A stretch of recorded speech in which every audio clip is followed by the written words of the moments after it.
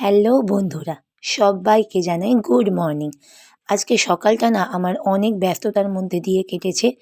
তাই আমার আজকে ব্রেকফাস্ট করতেও অনেক সময় লেগে গেছে, মানে অনেকটা দেরি হয়ে গেছে। তো আমি আমার ছেলেকে নিয়ে বেরিয়ে পড়লাম পাড়ার একটা দোকানে কিছু কেনাকাটার জন্য। তো আমি গিয়ে দেখলাম ওখানে অনেকটা ভিড়।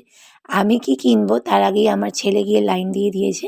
তো আমি দুটো ডিম কিনে নিয়ে চলে এলাম বাড়িতে ডিম টোস্ট বানাবো বলে। তো আমার বাড়িতে রান্নাঘর যে আছে ওখানে আমার মা রান্না করতে ব্যস্ত ছিল। তাই আমাদের যে দোকান আছে ওই দোকানেই আমি ভাবলাম, ওখানেও গ্যাস আছে, আমি ভাবলাম ওখানেই আমার সকালের ব্রেকফাস্টটা রান্না করে নিই আমি।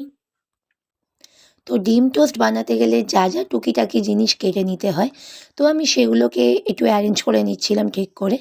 তো তারপরে আমি তৈরি হয়ে গেলাম যে ডিম টোস্টগুলো তৈরি করব তাড়াতাড়ি। ইতিমধ্যে আমিও না খেয়ে যেহেতু ছিলাম, আমার মাও না খেয়ে ছিল, কারণ আমরা সকলেই আজকে বাড়িতে খুব ব্যস্ত ছিলাম কিছু কাজ ছিল বলে। অন্যান্য দিনের থেকে আজকে অনেকটা বেশি কাজ ছিল, তাই জন্য একটু দেরি হয়ে গেল খাবার খেতে। তো আমার মাও আমাকে বলছিল তাড়াতাড়ি খাবারগুলো করে নিতে। তো আমি ভাবলাম আমিও ডিম টোস্ট খাচ্ছি, আমার মাকেও আমি করে দিই ডিম টোস্ট। এমনিতেও আমার এই ডিম টোস্ট খাবারটা খুব একটা পছন্দের নয়, কিন্তু তবু যে খাই না তা নয়। মাঝে মধ্যে আমি বাড়িতে বানিয়ে ডিম টোস্ট খাই। তো আমি ডিম টোস্ট বানাচ্ছিলাম, এদিকে আমার ছেলে বাইরে খেলছিল।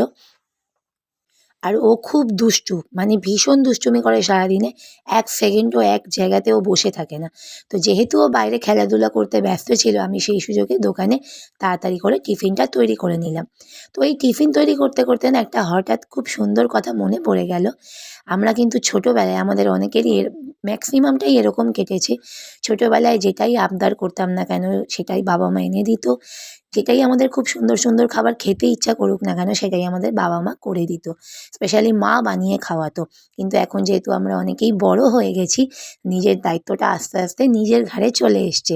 তো এখন সব কিছু ম্যানেজ এইভাবেই করতে হয়।